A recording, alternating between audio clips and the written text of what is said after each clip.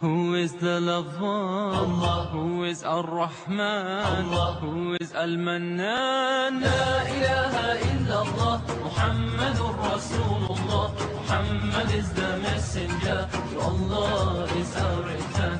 La ilaha illallah, Muhammadur Rasulullah. Muhammad is the messenger, to Allah.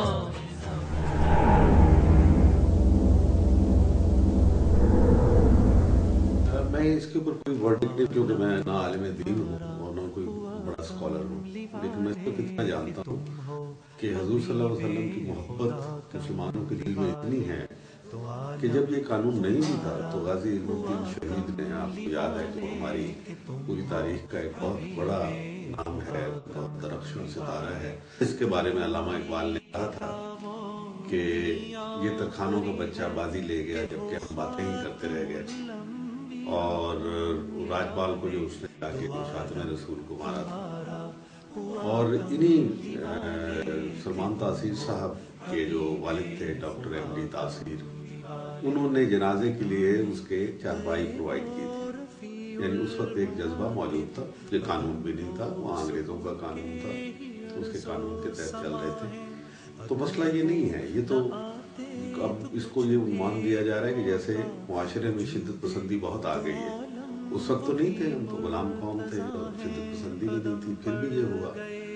اسی طریقے سے جب سکھوں کا وہ ہوا، ان کا گولڈن ٹیمپل اور ہری مندر کے اوپر حملہ کیا آپریشن بلو سٹار میں انڈین آرمی نے، تو اس کے نتیجے میں جو سکھ تھے وہ بہت مشتعل ہوئے اور ان کے سکھوں کے گارڈ نے ان کو اندرا گاندھی کو مار دیا. تو یہ اس قسم کے واقعات، یا انوار السادات کا واقعہ ہے جہاں خالد استانبولی نے وہ انوار السادات کو، وہ بھی گارڈ تھا، اس کے فوج میں شامل تھا، اس مار دیا، اس نے پریڈ کے دوران مارا. تو اس قسم کے واقعات اس وقت ہوتے ہیں جب آپ لوگوں کے جو معروف جذبات ہوتے ہیں، یعنی وہ جذبات جو جن کا علم ہے ہر ایک کو کہ یہ جذبات جو ہے اس سے مجروح ہوتے ہیں، اس کے اوپر اشتعال میں آ کے لوگ قتل کرتے رہتے ہیں. تو لہذا ایک تو یہ کہ اس کو لنک نہ کیا جائے کسی اور چیز کے ساتھ کہ اب معاشرے کے اندر شدت پسندی آ گئی، یہ انڈیویجول ایکٹ ہے. اب یہاں پہ جو نقطہ نظر اخلاقی اعتبار سے یہ نظر آتا ہے کہ مقدمہ عدالت میں تھا، 18 مہینے سیشن کورٹ نے اس کو سنا، اس مقدمے کو، اور اس کو ایک سزا دی جو کہ قانون کے مطابق یہی بنتی ہے کہ جو اگر کوئی ایسی خاتم رسول ہو تو اس کے لیے ہمارا قانون کہتا ہے، ہمارا آئین کہتا ہے، آئین کا حصہ ہے.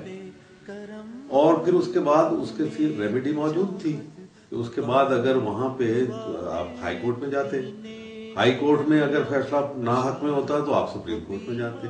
بالآخر یہ ریمیڈیز موجود تھی جہاں پہ دودھ کا دودھ اور پانی کا پانی بکھر جاتا ہے، یا تو ہم آئین کو مانیں یا نہ مانیں.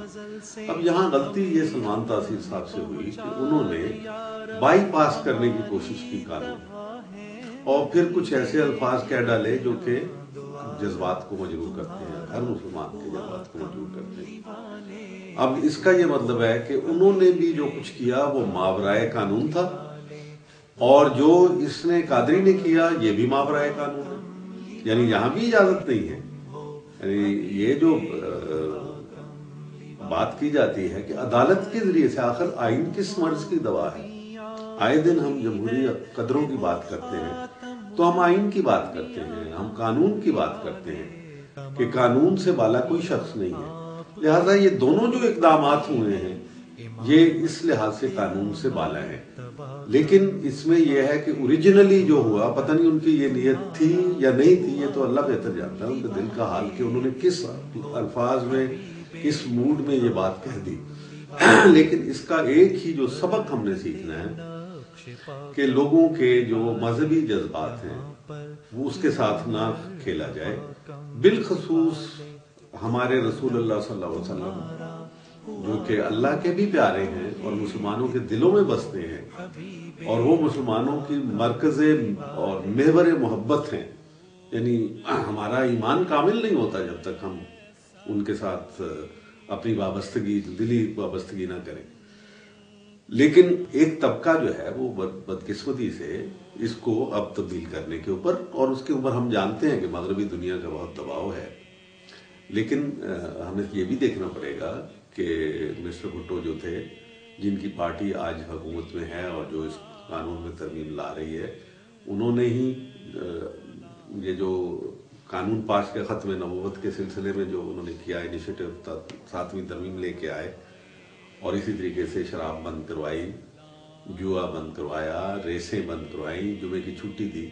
تو دوسری طرف ہم دیکھتے ہیں کہ یہ کون لوگ ہیں یہ بیچ میں جو اس قسم کی حرکتیں کر رہے ہیں. یقیناً ان کے اندر وہ تو روح نہیں ہوگی. تو اب یہ جو آرگیومنٹ دی جاتی ہے کہ جناب ایک قانون کو غلط استعمال کیا گیا، اب قانون کو تو بہت غلط استعمال کیا جاتا ہے، اور بھی قانون ہے. مثلا قتل کی سزا جو ہے وہ موت ہے، پھانسی ہے. اب قتل کی سزا کے اوپر بہت دفعہ غلط بھی ہوتے ہیں، غلط گواہیاں بھگت کے بے گناہ لوگ بھی قتل، اور بکری چور پکڑے جاتے ہیں اور جو قاتل ہیں وہ بچ جاتے ہیں، یہ بھی ہوتا ہے. تو اس کی بنیاد یہ نہیں ہونی چاہیے کہ قانون ہی غلط ہے. میں یہ سمجھتا ہوں کہ قانون کا اطلاق صحیح، اس میں شبہ نہیں ہے کہ اس کو مس یوز بھی ہوا اس لیے کہ غلط گواہیاں اپنے بدلے لینے کے لیے. اس کے لیے پورا بندوبست کرنا چاہیے کہ اس کا استعمال غلط نہ کہ، یعنی جو ایکچولی شاتم رسول ہے اس کے لیے تو کوئی بخشش نہیں. یہ اس کے اوپر پوری ہماری اسلامی تاریخ اور جو اس کے اوپر جو ماضی ہے ہمارا یا ہمارے لوگ، وہ اس کے اوپر مستند گواہی دیتے ہیں. اس لیے میرا خیال ہے کہ اس کے بارے میں تو کوئی شبہ نہیں ہے. لیکن جو اس کا اطلاق ہے اس کے اندر پروسیجرل میٹرز ہیں، لا آف پروسیجرز بھی کہتے ہیں نا اس کو، جس کو پروسیجر اس کے اندر دیکھ لیں وہ کرنے کی گنجائش موجود ہے. اور میرا خیال ہے کہ اقلیتوں کو اس کے اندر گھبرانے کی ضرورت نہیں ہے، کیونکہ یہاں مسلمانوں کو بھی لوگوں نے اس توہین رسالت میں انہوں نے اس کا احتساب بھی کیا، اور مائنورٹیز کا بھی ہوا، دوسری لوگوں کا بھی ہوا. لیکن میرا خیال ہے کہ اگر یہ قانون ہوگا، موجود رہے گا، تو مائنورٹیز کو اس کا فائدہ پہنچے گا، بشرطے کہ اس کے اطلاق کا صحیح اہتمام کر لیا جائے. کیونکہ مائنورٹیز کو پھر کوئی اپنے طور پہ نہیں کرنے کی کوشش کرے گا، وہ عدالت کا راستہ لے گا. تو ہمارا المیہ یہی ہے کہ عدالت جو ہے جو فیصلے کرتی ہے ہم اس کو قبول نہیں کر رہے. آج ہمارا طرز عمل عجیب و غریب ہے. تو آج جو یہی واقعہ اسی لیے ہوا ہے کہ ماورائے قانون دونوں اقدامات ہوئے، جس کی وجہ سے یہ واقعہ رونما ہوا. صحیح.